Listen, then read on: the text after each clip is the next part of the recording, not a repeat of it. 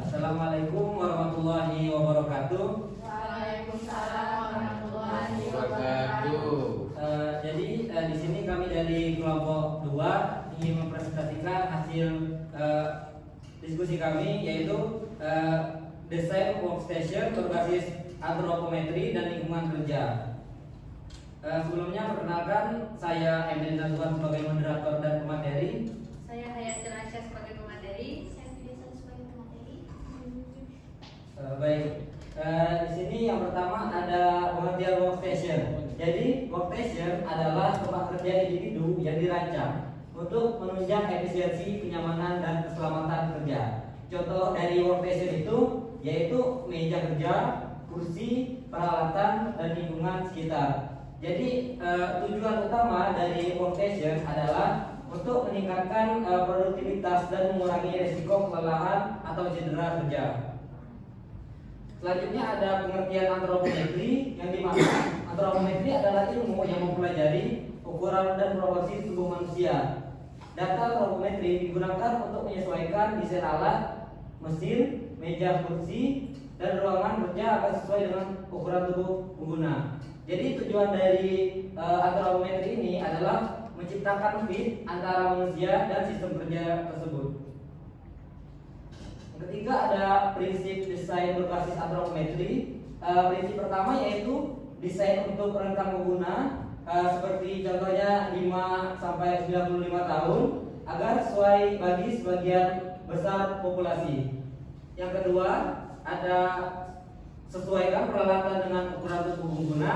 Yang ketiga ada meminimalkan postur tidak alami seperti membungkuk atau menjangkau terlalu jauh. Prinsip keempat atau prinsip terakhir adalah mempertimbangkan kenyamanan visual dan jangkauan tangan. Selanjutnya akan dijelasin oleh Lydia. Baik, selanjutnya itu contoh penerapan antropometri, di mana ada 4. Yang pertama itu kerja kursi kerja. Jadi tinggi dari dudukan yang disesuaikan dengan panjang tungkai bawah. Ini didapatkan dari data dari antropometri. Untuk meja kerjanya tingginya disesuaikan dengan tinggi siku saat duduk. Selanjutnya itu layar monitor sejajar dengan garis pandang mata, tidak terlalu jauh maupun tidak terlalu dekat. Selanjutnya jarak jangkauan. Alat yang digunakan diletakkan di area jangkauan yang tangan yang optimal, tidak terlalu jauh dan juga tidak terlalu dekat. Selanjutnya dari lingkungan kerja, di mana lingkungan kerja mencakup semua faktor non fisik dan fisik yang mempengaruhi kenyamanan dan kinerja pekerja, yang antara lain itu pencahayaan. Prinsipnya tidak menyilaukan tapi membantu dalam kegiatan pekerjaan tersebut.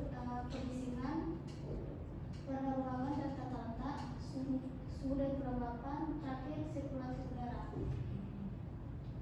Nah, faktor lingkungan kerja optimal itu terdiri dari 6. Yang pertama itu pencahayaan, kondisi idealnya di 300 sampai 500 lux, itu tidak menyilaukan. Kebisingannya tidak lebih dari 85 desibel. Suhu ruangannya di sekitar di 22 sampai 26 derajat Celcius. Kelembapannya di 40 sampai 60%, serta ventilasi udara harus cukup segar dan sirkulasinya lancar. Selanjutnya hubungan antropometri dan lingkungan kerja, di mana desain workstation ini tidak hanya mempertimbangkan ukuran tubuh tapi juga kenyamanan lingkungan sekitar, di mana kombinasi keduanya akan mengurangi kelelahan fisik dan stres kerja, meningkatkan efisiensi dan produktivitas, dan mencegah cedera akibat postur kerja yang salah. Baik, selanjutnya akan dijelasin oleh Aisyah. Oke teman-teman, jadi di sini ada kami mengambil studi kasus dari masa ini, materi ini, di mana kasusnya itu operator komputer itu cepat lelah dan nyeri punggung gitu.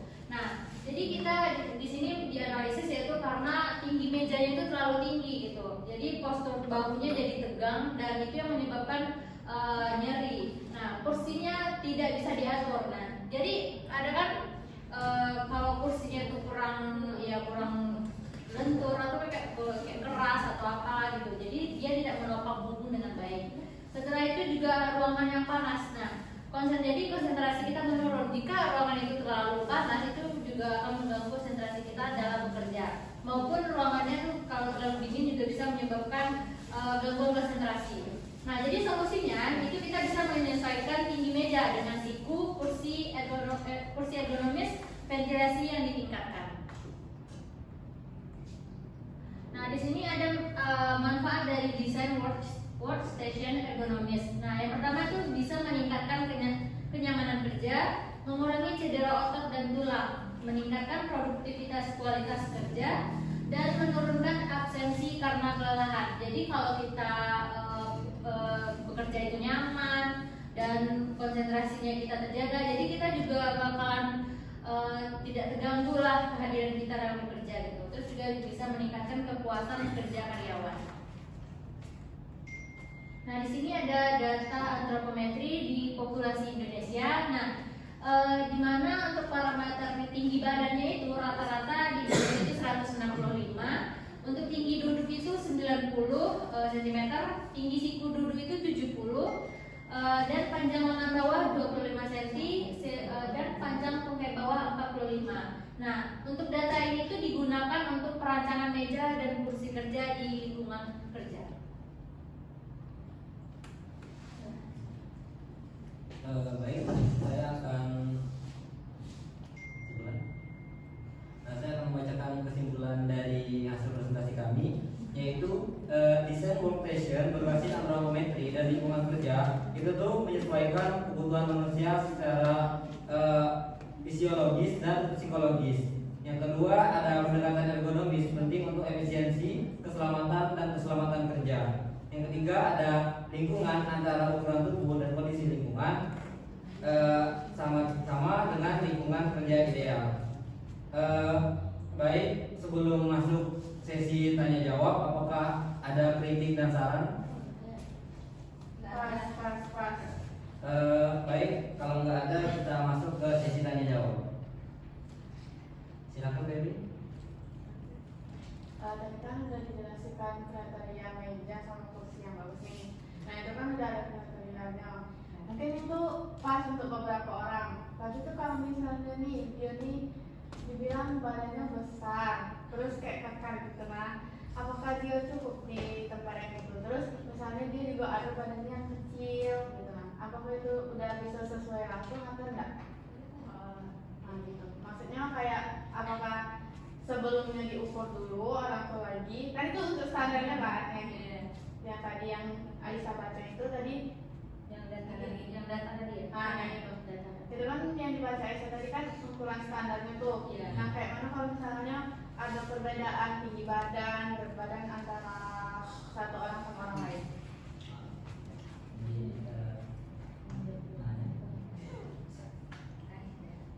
Oke Febri, nah misalnya ya kan kita kan setiap orang itu pertumbuhannya beda-beda gitu kan, besar tinggi badannya juga beda. Nah, tetapi untuk data antropometri populasi Indonesia ini basicnya ini. Nah mungkin kalau di suatu perusahaan atau tempat kerja itu ada karyawannya yang memang ukuran tubuhnya itu berbeda. Kan terkadang masuk ke tempat kerja itu atau kita mau daftar kerja itu pasti ada kriterianya sih. Misalnya syaratnya tingginya harus segini atau berat badannya harus segini gitu kan. Maksud itu kan fisik juga dilihat dulu.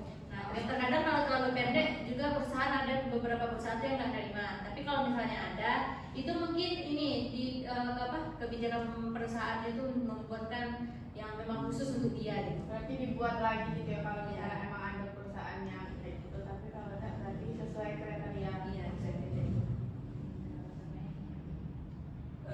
Jadi izin menambahkan Febri. Jadi kan karena tadi setiap orang berbeda-beda ya.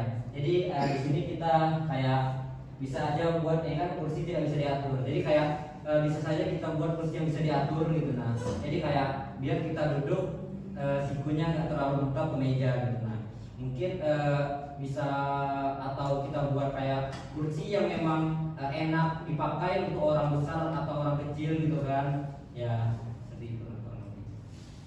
Ada lagi? Diva tadi mau bertanya? Depan.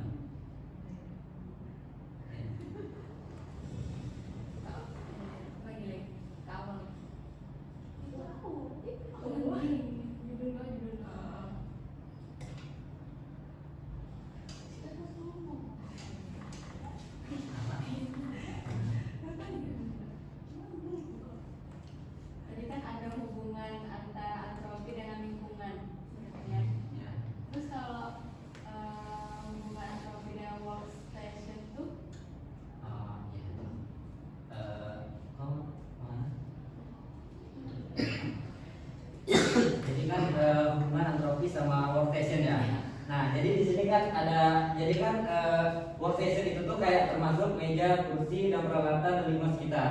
Sedangkan antropometri adalah ukuran dan proporsi tubuh manusia. Jadi gimana sih hubungannya gitu kan? Jadi kita dengan antropometri kita bisa menghubungkan antara gimana sih kita buat meja, gimana sih kita buat kursi yang nyaman untuk ukuran dan proporsi tubuh manusia tadi gitu. Nah, sehingga kayak untuk orang itu supaya lebih nyaman gitu dalam bekerja gitu. Seperti itu. Terus nanti juga bisa disesuaikan dengan alat-alat yang akan dipakai nanti, misalnya kayak komputer gitu, biar nggak terlalu dekat, terlalu jauh. Oke, kasih. Ada yang ingin bertanya? Sudah.